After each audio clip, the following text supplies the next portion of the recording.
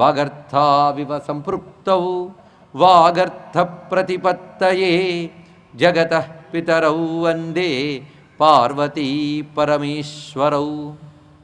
రామా మృక్కులు నీదు నామమునకున్ రమ్యాంఘ్రి పద్మాలకున్ శ్రీమన్మంజులమైన మేనికి ధనుర్లీలా కళాకేళికిన్ నీ మర్యాదకు ధర్మనిష్టకు రసోద్వేలమ్ము నీ గాధకున్ ప్రేమన్ నీ పరివారమంతటికి శౌరీ రామచంద్ర ప్రభు శౌరీ రామచంద్ర ప్రభు. నమో మహద్భ్యో ఋషిభ్యో గురుభ్యో నమ. జాగ్రత్తగా చదవాలే కానీ రామాయణం సీతమ్మ అనేక రూపాలు కనబడతాయండి.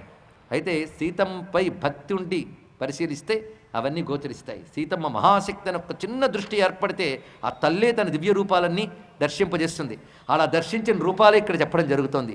సీతా భగవతీ జ్ఞేయ మూల ప్రకృతి సన్నిత ఇచ్ఛాజ్ఞాన క్రియాశక్తి త్రితయం యద్భావ సాధనం తద్బ్రహ్మసత్తా సామాన్యం సీతాతత్వముపాస్మహే. ఇది ఒక మంత్రశాస్త్రంలోని వాక్యం. ఇది సీతోపనిషత్తు అని చెప్పబడుతున్న ఉపాసనా సంబంధమైన ఉపనిషత్తులు ఈ మాట చెప్తున్నారు. సీతా భగవతీ జ్ఞేయ మూల ప్రకృతి సంహిత.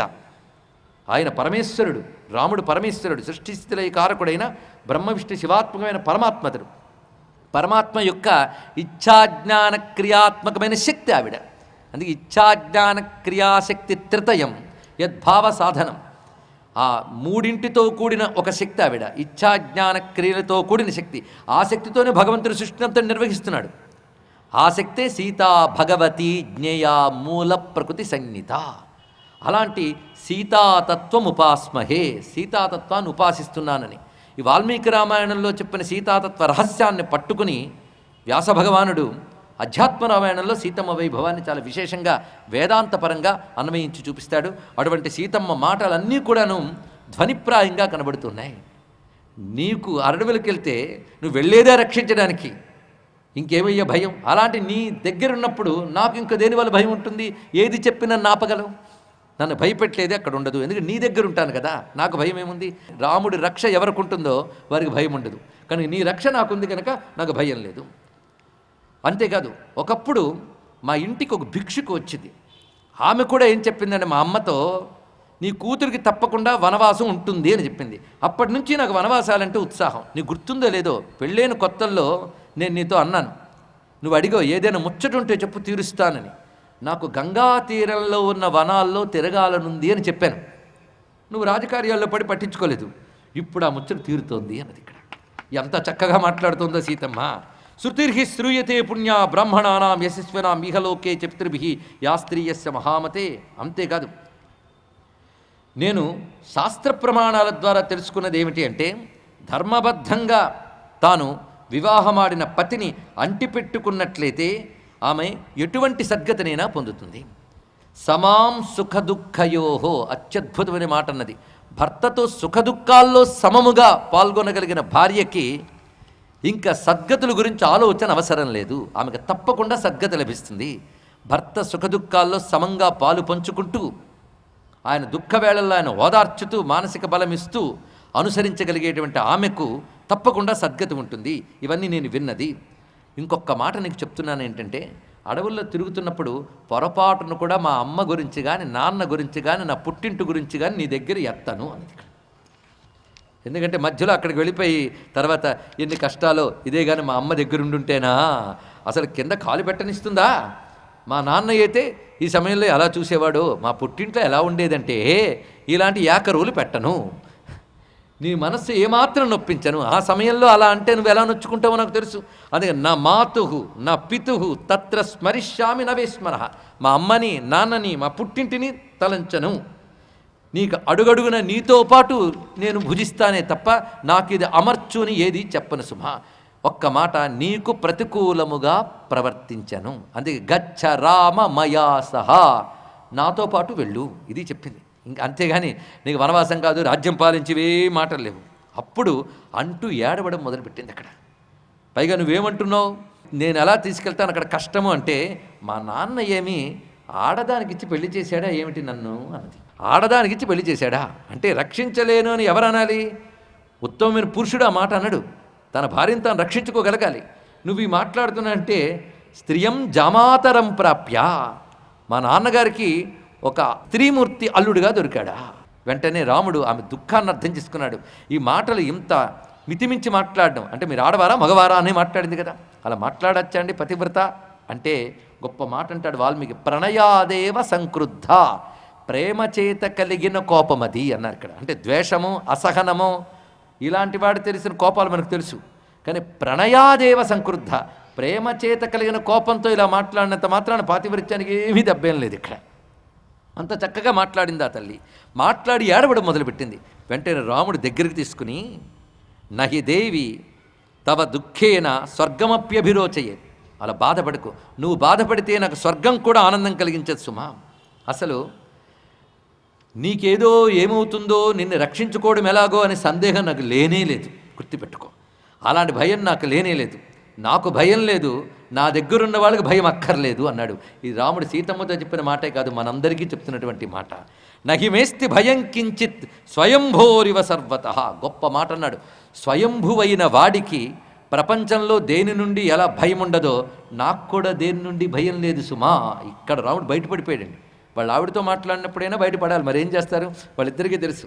మానవుల్లా ప్రవర్తిస్తున్నటువంటి రామచంద్రమూర్తి ఇక్కడ సీతమ్మతో మాత్రం ఆ ఏకాంత గృహంలో ఉన్నమాట చెప్పేశాడు. ఏమని? స్వయంభువైన వాడికి సృష్టిలో దేని నుండి భయం ఉండదు. స్వయంభువు అంటే భగవంతుడు, పరమాత్మ స్వయంభువు. మనం దేనివల్లనైనా కలుగుతాం, భగవంతుడు దేనివల్ల కలిగాడు? తనకు తానే ఉన్నవాడు గనక అని స్వయంభువు. స్వయంభువైన ఆయన నుంచి ప్రపంచం ఏర్పడింది కనుక ప్రపంచంలో అన్నీ ఆయన కంట్రోల్లో ఉన్నాయి. ప్రపంచం కంట్రోల్లో ఆయన లేడు, అందుకే ప్రపంచంలో ఏది ఆయన ఏమీ చేయలేదు. కానీ స్వయంభువైన వాడికి ఎక్కడా భయం ఉండదు. ఎలాగో నాకు కూడా ఎక్కడా భయం ఉండదు అని చెప్పడం అర్థం ఏంటి? ఆయన స్వయంభువైన పరమాత్మ అని చెప్పకనే చెప్పాడు రామచంద్రమూర్తి. అందుకే ఎంత నరుళ్ళా నటిస్తున్నా నారాయణ లక్షణం అప్పుడప్పుడు బయటపడిపోతూ ఉంటుందండి. మనం జాగ్రత్తగా ఒళ్ళు దగ్గర పెట్టుకు రామాయణం చదివితే మనము పట్టుకోవచ్చు అందమైన మాటని. తవ సర్వం అభిప్రాయం అవిజ్ఞాయ శుభానని వాసం న రోచయేరణ్యే శక్తిమానపి రక్షణే. నిన్ను రక్షించగలిగిన సమర్థత నాకు ఉన్నప్పటికీ నీ అభిప్రాయం తెలియకుండా నేను అరణ్యాలకి రా అనడం ధర్మం కాదు గనక నేను ఆ మాట అనలేదు. ఎంత చక్కగా చెప్పాడో చూడండి ఇక్కడ.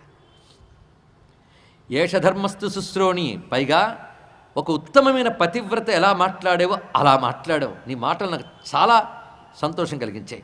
నేను తప్పకుండా మా నాన్న మాటను అనుసరించి బయలుదేరుతున్నాను. ఎందుకంటే సృష్టిలో తల్లి తండ్రి కంటే దైవం మరొకరు లేరు సుమా. ఇక్కడ సీతమ్మతో రాముడు చెప్తున్న మాటలు చూడాలి. అస్వాధీనం కథం దైవం. అస్వాధీన దేవతలు, స్వాధీన దేవతలు, రెండు రకాల దేవతలు ఉంటారు. అస్వాధీన దేవతలు అంటే కనబడని దేవతలు. మనం ఏ దేవతనో ప్రసన్నం చేసుకోవాలని వాళ్ళు కనబడతారా ఏమిటి? చిత్రపటం పెట్టుకోవడమో లేదా మంత్రమో భావన చేయాల్సింది కనబడతారా?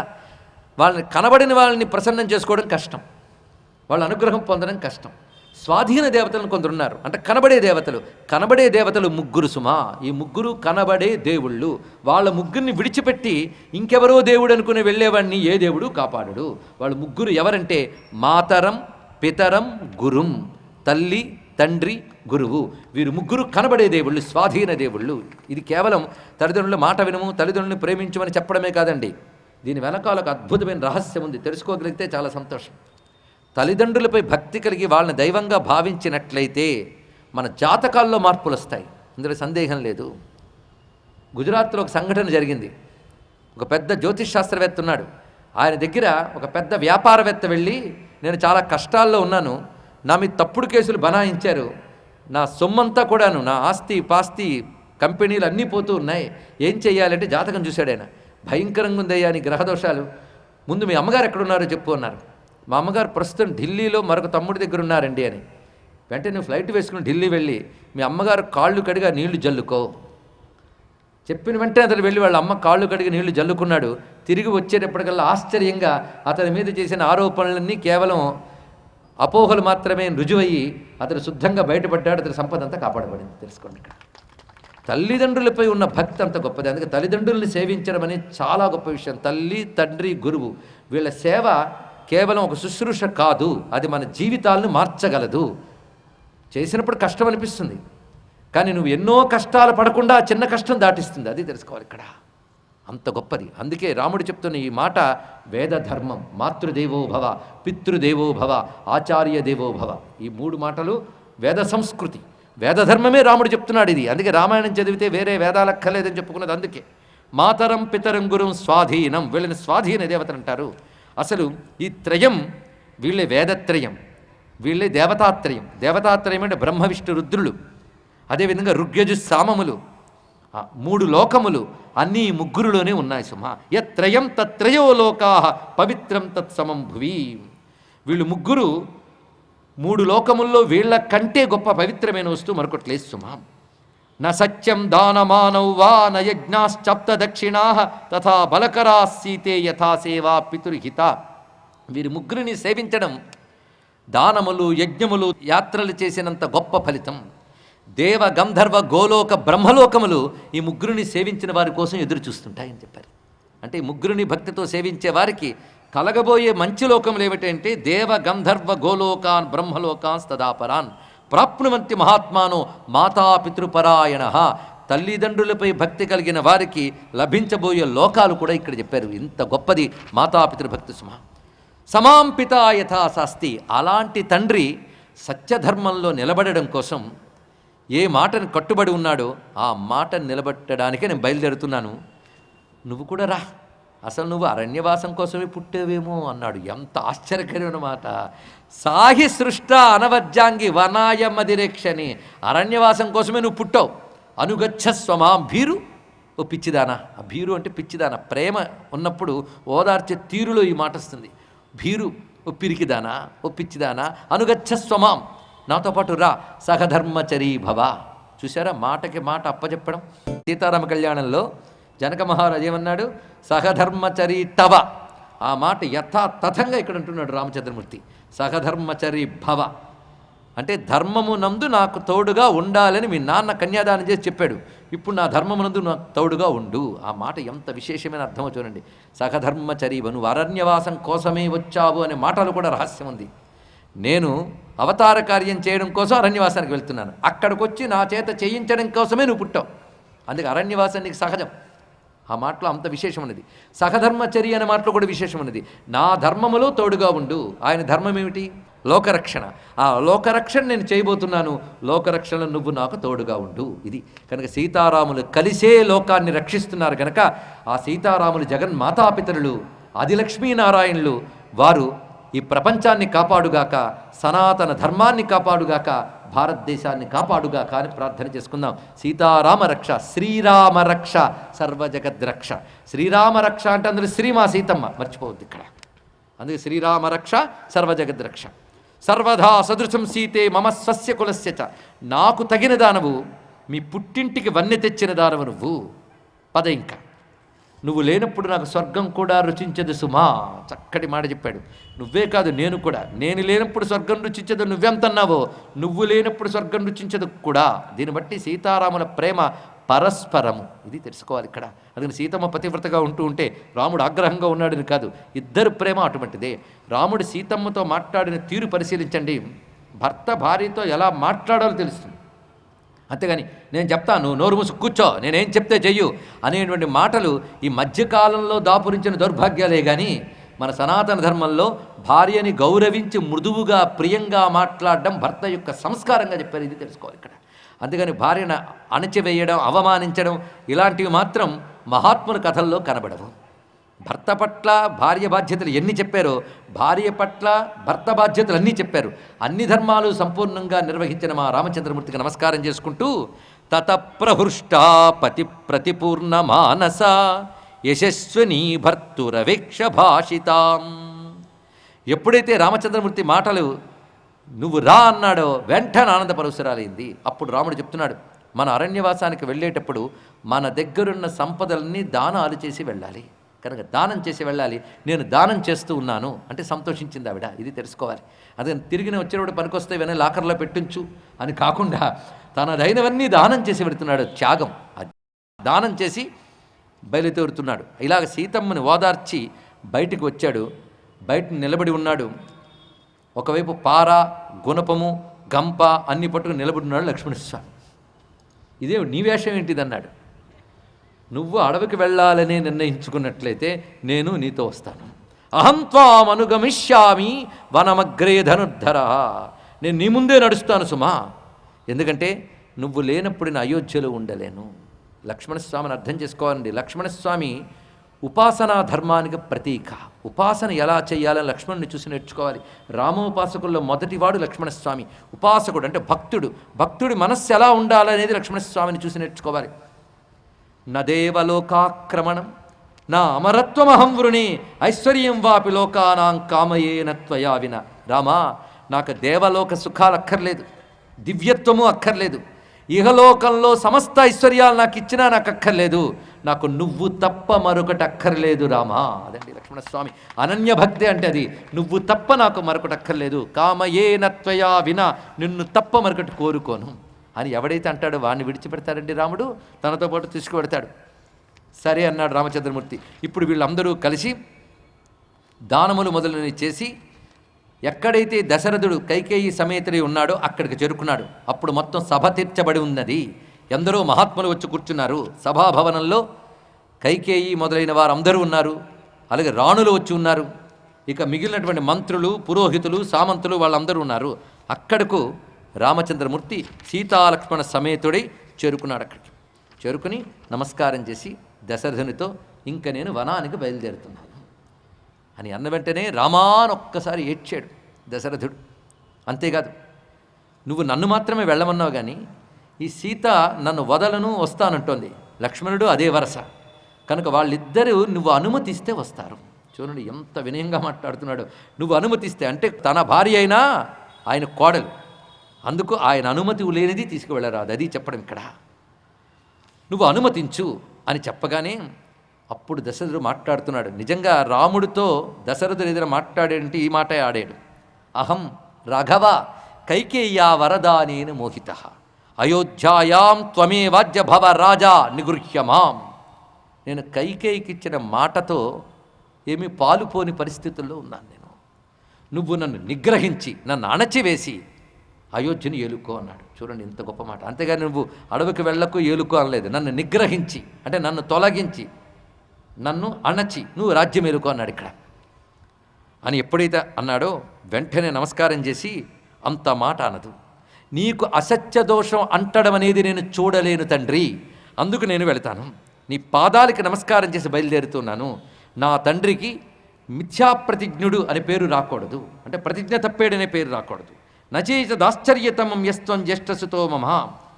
అంతేకాదు, నేను నీ జ్యేష్ఠపుత్రుడిగా నువ్వు ఇచ్చినటువంటి మాటని కాపాడడం నా యొక్క బాధ్యత అని చెప్తూ నమస్కరించి నేను ఇప్పుడు బయలుదేరుతున్నాను. నువ్వు కైకేయిని ఏమీ అనకుండా, అదేవిధంగా నా యొక్క తల్లైన కౌశల్య బాధపడకుండా చూసుకో. ఎందుకంటే అసలే పుత్రవియోగంతో బాధపడుతుంది కనుక ఆమెను చక్కగా చూసుకో. ఇది నేను కోరుకుంటున్నాను. నైవాహం రాజ్యమిచ్చామి న సుఖన్న చ మైథిలీం నై విసర్వానిమాన్ కామాన్ న స్వర్గం నైవ జీవితం త్వామహం సత్యమిచ్చామి నా అనృతం పురుషర్షభ. అద్భుతమైన మాట అంటున్నాడు ఇక్కడ రామచంద్రమూర్తి. నాకు రాజ్యం అక్కర్లేదు, సుఖాలక్కర్లేదు, స్వర్గం కూడా అక్కర్లేదు. నువ్వు సత్యం తప్పకుండా ఉండడమే నాకు కావాలి, అది తప్ప మరొకట్లేదు. దీనికి విరుద్ధంగా ఇంకేం మాట్లాడినా నా పుణ్యాల మీద ఒట్టు పెట్టుకు చెప్తూ ఉన్నాను. నీ మాటను నిలిపేటువంటి అవకాశం నాకు అందించు. ప్రత్యక్షం తవ సత్యేన సుకృతేన చ తేషపే అని చెప్పి ఇంక నేను బయలుదేరుతాను, యొక్క క్షణం కూడా ఇక్కడ ఉండను అని చెప్పగానే అప్పుడు దశరథ మహారాజు చూసి రాముని వెంట బలగము మందీ మార్బలము అన్నీ వెళ్ళుగాక, సైన్యములన్నీ వెళ్ళుగాక, ఆయనకి రక్షగా ఉండుగాక అని అనగానే వెంటనే రామచంద్రమూర్తి నమస్కారం చేస్తూ అలా వెళ్ళడానికి వీల్లేదు. ఈ సైన్యమంతా కేవలం భరతునికి మాత్రమే ఉండవలసినది. నేను ఉన్నవాడు ఉన్నట్లుగానే బయలుదేరుతాను. ఒకవేళ నువ్వు ఏవైనా ఇవ్వదలుచుకుంటే అరణ్యంలో ధరించడానికి వీలైన నారచీరలు మాత్రం ఇప్పిస్తే చాలు, నేను వెళ్తానన్నాడు. వృణీయ సత్యం వ్రతమస్తు తే తథా. నీ సత్యవ్రత విజయాన్ని నేను వాంఛిస్తున్నాను, ఇంకోటి కాదు గనక నాకు ఏ భోగములు అక్కర్లేదు. నేను భోగములు విడిచిపెట్టి తాపసిగా ఉండాలనేది మాట, ఊరికి నా అడవులకు పోవడం కాదు. కనుక తాపసిగా వెళుతున్నాను, భోగ త్యాగం చేసి వెళుతున్నాను కనుక నాకు అవి అక్కర్లేదు. అయితే క్షత్రియోచితమైన ధర్మం నా దగ్గర ఉన్నది కనుక, క్షత్రియ ధర్మాన్ని పరిత్యజించలేదు కనుక లక్ష్మణుడు నా మాట విని వశిష్ఠుని ఇంటికి వెళ్ళి అక్కడున్న నా ఆయుధములు మొదలైనవన్నీ తీసుకువచ్చుగాక ఇది కోరుకున్నాడు. అదేవిధంగా నాకు వనవాసానికి యోగ్యమైన తాపసులకు యోగ్యమైన నారచీరలు ఇప్పిస్తే చాలు అని అనగానే ఇంకా అంటున్నాడో లేదో రాముడు లోపలికి వెళ్ళి నీ నారచీరలు పట్టుకొచ్చింది కైకేయి. తీసుకొచ్చి రామా ఇదిగో నారచీరలు, లక్ష్మణ ఇదిగో సీతమ్మకు కూడా ఇచ్చాను అని సీతమ్మకు కూడా ఇచ్చినది. వెంటనే ఆ సభలోనే రామలక్ష్మణులు ఆ నారచీరలు చక్కగా తమ వస్త్రాల మించే ధరించారు. ఎందుకంటే దీక్ష స్వీకరించాము అని చెప్పడానికి అది ఇక్కడ. ముందు వస్త్రాల మీద ధరించారు, తర్వాత వాటినే ధరించి పెడతారు. సభలో మాత్రం వస్త్రాల మీద ధరించారు. సీతమ్మకు కూడా ఇచ్చారు కదా. సీతమ్మ నారచీర చూస్తోంది. అత్యద్భుతమైనటువంటి కరుణ పిక్కటిల్లేటటువంటి సన్నివేశం అండి. ఇది సామాన్యమైన విషయం కాదు. అలాంటి అద్భుతమైన సన్నివేశాన్ని చెప్తున్నాడు. ఎప్పుడైతే తనకి అంటే సీతమ్మకి నారచీరలు ఇచ్చారో ఆవిడ భుజం మీద వేసుకుంది ఒక్కసారి. ఎందుకంటే ఎలా కట్టుకోవాలో ఆవిడకి తెలియట్లేదు. ఆ నారచీరలు కేవలం వనవాసులైన వాళ్ళు మాత్రమే కట్టుకునేది. ఒక మహారాజు ఇంట పుట్టి మరో మహారాజు ఇంట మెట్టినటువంటి ఆ తల్లికి, ఎండకన్నెరుగున ఆ ఇల్లాలకి, రాజభోగాలు మాత్రమే తెలిసిన ఆ తల్లికి ఈ కఠినమైన కఠోరమైనటువంటి ఈ అలంకారాలు ఎలా తెలుస్తాయి? అందుకే ఆ తల్లి భుజం మీద వేసుకుని ఒక చేతితో భుజం మీద వేసి ఇంకో చేత్తో పట్టుకుని అంటోంది, కథన్ను చీరం భద్రంతి మునయో వనవాసిన ఇది యకుశలా సీత సా ముమోహ ముహుర్ముహు. చేత్తో పట్టుకుని ఇలాంటి బరువైనటువంటి నారచీరల్ని ఆ వనవాసులైనటువంటి మునికాంతలు ఎలా ధరిస్తారో అనుకుంటూ ఉండగానే వెంట రాముడు దగ్గరికి వచ్చి అది ఎలా ధరించాలో చెప్తున్నాడు. ఒకవైపు భుజం మీద వేసి మరొక వైపు ఇలా వెయ్యాలి అని బోధిస్తూ ఉండగా అది చూసి అక్కడున్నవారెవరు తట్టుకోలేక ఒక్కసారి భోరుమని విలపించారు. కళ్ళ దుఃఖాశ్రువులు జాలువారి. అది ఎంత దయనీయమైన ఘట్టంగా భావించారంటే అందరూ కూడా ఆఖరికి మహా బ్రహ్మజ్ఞుడైనటువంటి వాడు, స్థితప్రజ్ఞ కలిగిన వాడైన వశిష్ఠుడు కూడా తట్టుకోలేక ఒక్కసారి దుఃఖం వచ్చి, రామ ఆపు, సీతమ్మ నారచీరలు కట్టుకోవడానికి వీల్లేదు, సీతమ్మ పట్టువల వలె ధరించాలి అని చెప్తూ ఒక్కసారి కైకేయి వైపు తిరిగి మాట్లాడుతున్నాడు వశిష్ఠ మహర్షి. పరుషవాక్కే పలకడం చేత కాని మహాత్ముడైన వశిష్ఠుల వారి హృదయమే కరిగిపోయింది ఆ సన్నివేశం చూసి. అంత మహాతల్లి సాక్షాన్ మహాలక్ష్మికి ఇటువంటి దుస్థితియా అనేటువంటి ఒక ఆర్తి కలిగి వశిష్ఠుల వారు అంటున్నారు.